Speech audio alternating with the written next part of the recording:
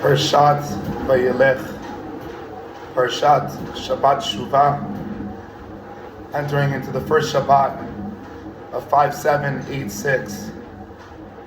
The ending of the Parsha, it quotes a pasuk that has the ability to really help us enter into this year and into Yom Kippur in a different way. And Moshe Rabbeinu says to Am Yisrael, just at the end, Ve'ata, now, kitvu lachem, write it down, et hashira hazot, this song. And the Mefarshim debate, what is this song? Some of them say that it's the next coming song of Ha'azinu. But the majority of the Mefarshim say that kitvu lachem et hashira hazot is referring to the entire Torah. That the entire Torah is a song. And the question would come and would rise, what is so important about viewing the Torah as a song? And what does it mean that the Torah is a song?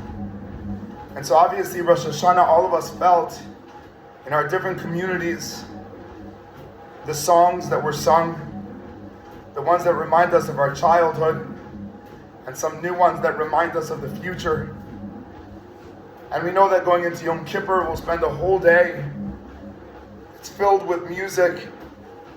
And we know also that David HaMelech, who couldn't build Beit HaMikdash, the last decision of his life is to make the Levim sing songs in Beit HaMikdash.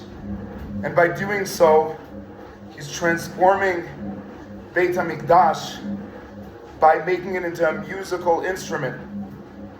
So what is the secret of music? And on a certain level, what music does is it fills the gaps between the words. So if we're singing, for example, Ochila laken, achale panav.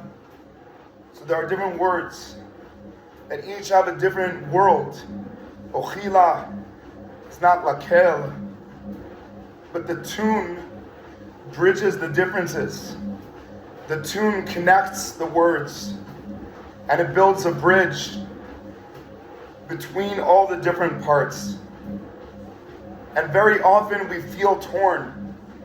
There's my world of Aseret Yemei Tshuva, that I'm trying to be special. And then there's my world of my job, that's not as simple. There's me at home and me at work. There's me at school and there's me in camp. And it's all divided. And what happens in division is that there's two options. One is that we feel that that's the goal, that division is the goal.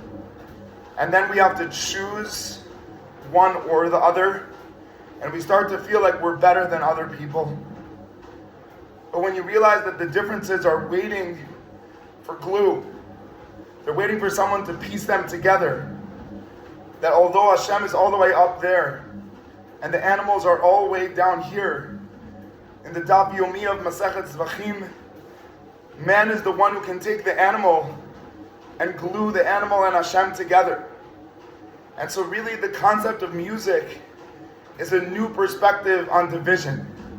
That the divisions are not meant to become a hierarchy of better and worse, or pick and choose, or better than, but rather it's different parts and aspects and attributes of Hashem that are revealing themselves in the world, that are waiting for us to piece together. And so when we go in to the first Shabbat of the year, what we're asking ourselves is, can we view Shabbat as the glue from the week before and the next week? 6 days of the week before and 6 days of the next week, and Shabbat is always in between. Shabbat is filled with music. Anyone who sings Kol Mekadesh or Ka'echsov or any other of the Agadelcha or Anenu, all these different songs, Habibi, we're learning that Shabbat has the potential to connect one week to another. And that's what we're davening for in Shabbat Shuvah. That this Shabbat can take all the Shabbatot of the year before and the Shabbatot of the year to come and feel like it's not last year was better or this year is better, but they're all part of one song. They're all connecting to one another. And that's the idea of the whole Sefer Torah. And when we realize it's from Hashem, Tchiloto ta'un b'sofo, v'sofo ta'un b'tchilato. And when you realize that the Torah is given from Hashem, it's all united, it's all one.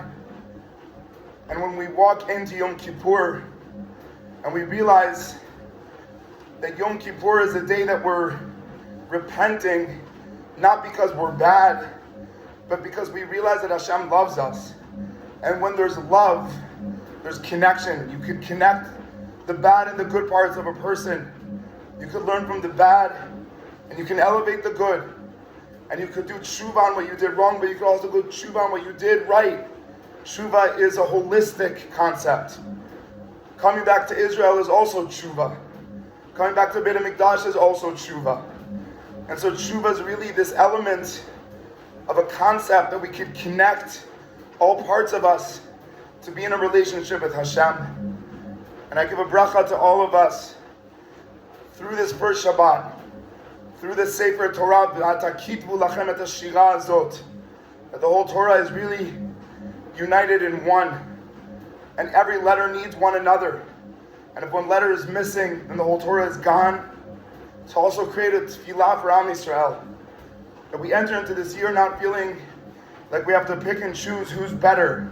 The Charedi or the Chiloni or the Tzioni Dati or the modern Orthodox or the Reform or the Conservative or the unaffiliated.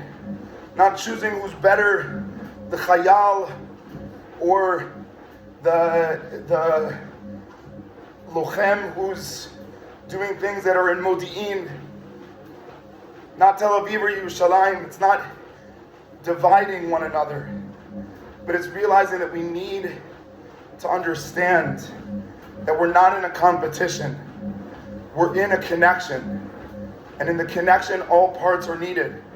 And if one piece of the 10,000 piece puzzle is missing, then the 999 pieces and 9,000 pieces feel empty. We should feel that in Yom Kippur. We should daven for the Poshea within us. We should mechaber ourselves to Poshei Yisrael. Be'ezrat Hashem, Shana Tova.